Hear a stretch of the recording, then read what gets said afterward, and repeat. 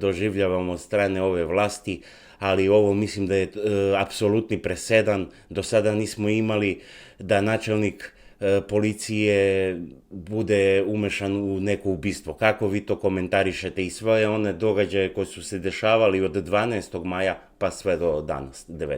evo već?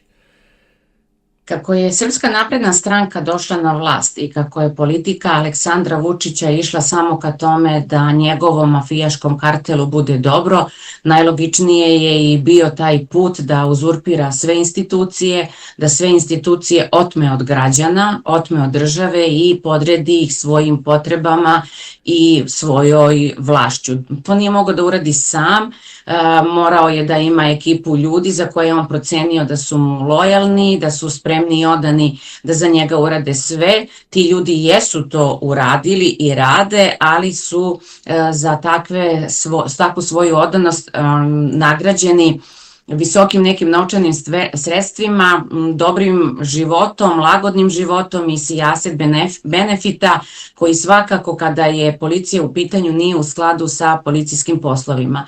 Ovo što smo mi svedoci zadnjih dana, što se u stvari prenosi samo na opozicionim medijima i na mrežama, na zvaničnim i ovim režimskim medijima, mi to nigde nećemo videti, a ne vidim ni da se baš nešto Informer ili ovi odani političari utrkuju da bilo šta kažu, što u suprotnom kad je neki student koji nosi parolu student pobeđuje, doživi toliku popularnost od strane i Vučića i svih ostalih medija i njegovih saradnika, znači da nešto debelo ne valja u toj sredini u kojoj se to desilo, odnosno i u policijskim, ali i u političkim krugovima. Najstrašnije od svega ovoga je to što se načelnik policijske uprave za grad Beograd sastajao sa ljudima iz kriminogene sredine, to se znalo, pisale su se informacije o tome i to nije nikakva tajna, ali je strašno da jedan načelnik učestvuje u prikrivanju najteže krivičnog dela, a to je ako se bude dokazalo ubistvo i bukvalno uništavanju svih mogućih dokaza, ne ko je uradio, nego da se uopšte takav neki događaj desio. To je najveća sramota srpske policije. Apsolutno, to je nečuveno, ali kao što ste rekli, nema kolegijuma na Informeru, nema vanrednih emisija sa onim dramatičnim džinglom u startu i sve to udar na državu, nego baš je muk totalni. Ali imamo jedan paradoks u celoj situaciji da mrtav čovek policiji pobegne. Mislim, prvo su svi javljali da su ga našli, čak mislim da beše i da je zapaljen, da je leš i kasnije da je zapaljen kad su ga prebacili. Posle svi su to preneli, kasnije je izašao Vučić i kaže nema još tela. Kako to vi komentarišete? Sad kome da verujemo? Najstrašnije u svim ovim dešavanjima mi imamo jedno telo, prvo, koje je pronađeno kod Šimanovca, koje je zapaljeno i nemamo nikakav uopšte dalji put, odnosno nemamo nikakvu informaciju kako se to dogodilo. Mislim da identifikacija tog tela, znači vi tako pronađete neko telo kao da ste pronašli, malo sam sada, ne nadam se mi neće zameriti, kao da ste pronašli neki ukradeni bicikl.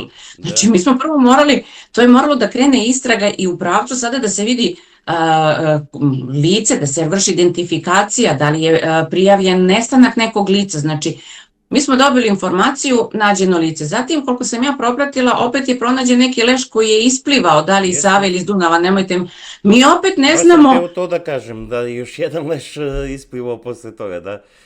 I to niko ne obraća pažnju, niti se dalje procesuira, ali to su nečiji rođaci, nečiji ljudi, ne znam kako to sada da približim građanima, koliko je strašno da policija pronađe u kratkom periodu 2 tela, i da nijedno ne dobijemo objašnjenje kako se je desilo, kako je došlo do smrti tih lica i da se krene u istragu. Ne, nije to taj Aleksandar, idemo dalje.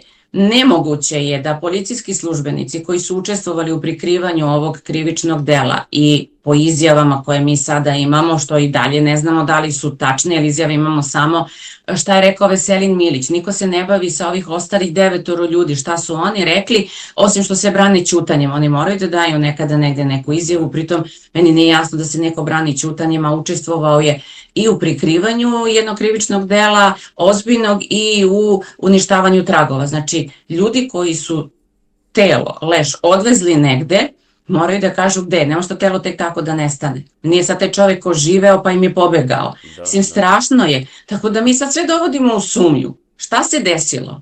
Šta se desilo sa telom ako je lice ubijeno? Šta se desilo sa licema ako možda nije ubijeno? U svakom slučaju, posle 5 dana mi imamo samo o tome da je načelnik policijske uprave za grad Beograd, visoko rangirani policajac, enormno bogat, družio se sa kriminogenom sredinom i to je to. Mislim, to je jako nizak nivo informisanja i nedoličen jednoj ovakvoj situaciji. Apsolutno, pa u prvi mah ja sam baš i ovako komentarisao kad sam čuo da se desilo ubistvo u Beogradu, ništa novo, s obzirom da non stop neke paljevine, pucnjave, tuče, nisam ni obraćao pažnju, iskreno meni to Aleksandar Nešović, ništa mi nije ni značilo, dok nije počelo da se ovo i Vesko Milić, Veselin Milić da je uhapšen, i onda smo svi videli da je to nešto jako krupno iza svega toga. 2 dana se to krilo koje. Da, Tako da a krilo se... Da, izvolite. Ne, mislim i to isto, znači krilo se. Da. Restoran u kojem se dogodio zločin je nastavio da radi kao da se ništa nije desilo. U normalnoj situaciji kada imate mesto gde je neko lice ubijeno ili gde su se desile, ne znam, neke teške telesne povrede, bilo šta, to lice mesta se zatvara od strane policije, stavljaju se one trake, danima dok policija ne kaže da je završila kompletan uviđaj, niko ne može da uđe u taj lokal osim policije, odnosno forenzike, i policajci kada prikupljaju takvu vrstu dokaza, najviše dokaza se prikuplja na mestu događaja. Ovde se ništa od toga nije desilo, osim što je premijer, znači najvažnija politička ličnost u državi, sutradan otišao da ruča kao da se ništa nije desilo. Poneki put svi mi pomislimo da li se ovo zaista dogodilo ili smo mi ovo sanjali. Ovo ni Francis Ford Coppola, čini mi se, ne bi mogao da režira kao što režira Srpska napredna stranka. To ne bismo mogli da vidimo, kao što ste rekli, ni u filmu poput Kuma, a ni poput Monty Pythona. Mislim, mi imamo skroz suprotne žanrove filmova spojene u jednom koji mi živimo. Monty Python i Kum. I to je zato razlog da zaista svi moramo zajedno da se potrudimo da što pre ova mafijaška država ode sa vlasti i da uložimo svi sve napore da vratimo ovu otetu državu i da ovde narod krene da živi tako što će za početak početi da se smeje. Mislim da budemo raspoloženi, ne na događaje, nego da jednostavno na našim licima se više ne vidi tuga, ne vidi se zabrinutost, ne gledamo jedni druge popreko zato što je neko za SNS, a neko je za opoziciju, ne živimo pritisak da ljudi koji su lojalisti Srpske napredne stranke čak i na svojim grupama više ne stavljaju svoje fotografije, nego moraju da stave onaj slogan Srbija pobeđuje ili Vučić pobeđuje. Mi stvarno živimo u jednom teškom i opasnom ringišpilu.